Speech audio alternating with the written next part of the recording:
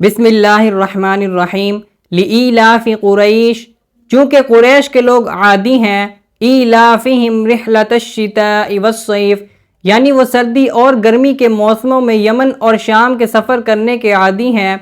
فَلْيَعْبُدُوا رَبَّ هَذَا الْبَيْتِ، اس لیے انہیں چاہیے کہ وہ اس گھر کے مالک کی عبادت کریں، الَّذِي أَطْعَمَهُم مِّن جُوعٍ وَآمَنَهُم مِّن خَوْفٍ، جس نے انہیں بھوک میں کھانا دیا اور ڈر اور خوف میں امن و امان دیا۔ اس صورت کا پس منظر یہ ہے کہ جاہلیت کے زمانے میں یعنی حضور اکرم صلی اللہ علیہ وسلم کی تشریف آوری سے پہلے عرب میں قتل و غارت گری کا بازار گرم تھا۔ کوئی شخص آزادی اور امن کے ساتھ سفر نہیں کر سکتا تھا، کیونکہ راستے میں چور ڈاکو یا اس کے دشمن قبیلے کے لوگ اسے مارنے اور لوٹنے کے در پہ رہتے تھے۔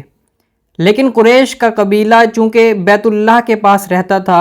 اور اسی قبیلے کے لوگ بیت اللہ کی خدمت کرتے تھے، اس لیے سارے عرب کے لوگ ان کی عزت کرتے تھے، اور جب وہ سفر کرتے تو کوئی انہیں لوٹتا نہیں تھا۔ اس وجہ سے قریش کے لوگوں کا یہ معمول تھا کہ وہ اپنی تجارت کی خاطر سردیوں میں یمن کا سفر کرتے تھے اور گرمیوں میں شام جایا کرتے تھے۔ اسی تجارت سے ان کا روزگار وابستہ تھا، اور اگرچہ مکہ مکرمہ میں نہ کھیت تھے نہ باغ، لیکن انہی سفروں کی وجہ سے وہ خوشحال زندگی گزار رہے تھے۔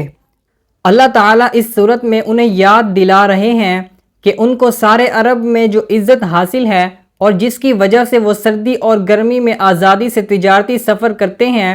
یہ سب کچھ اس بیت اللہ کی برکت ہے کہ اس کے پڑوسی ہونے کی وجہ سے سب ان کا احترام کرتے ہیں، لہٰذا انہیں چاہیے کہ اس گھر کے مالک یعنی اللہ تعالیٰ ہی کی عبادت کریں اور بتوں کو پوجنا چھوڑیں، کیونکہ اسی گھر کی وجہ سے انہیں کھانے کو مل رہا ہے اور اسی کی وجہ سے انہیں امن و امان کی نعمت ملی ہوئی ہے۔ اس میں یہ سبق دیا گیا ہے کہ جس شخص کو کسی دینی خصوصیت کی وجہ سے دنیا میں کوئی نعمت میسر ہو، اسے دوسروں سے زیادہ اللہ تعالیٰ کی عبادت اور اطاعت کرنی چاہیے۔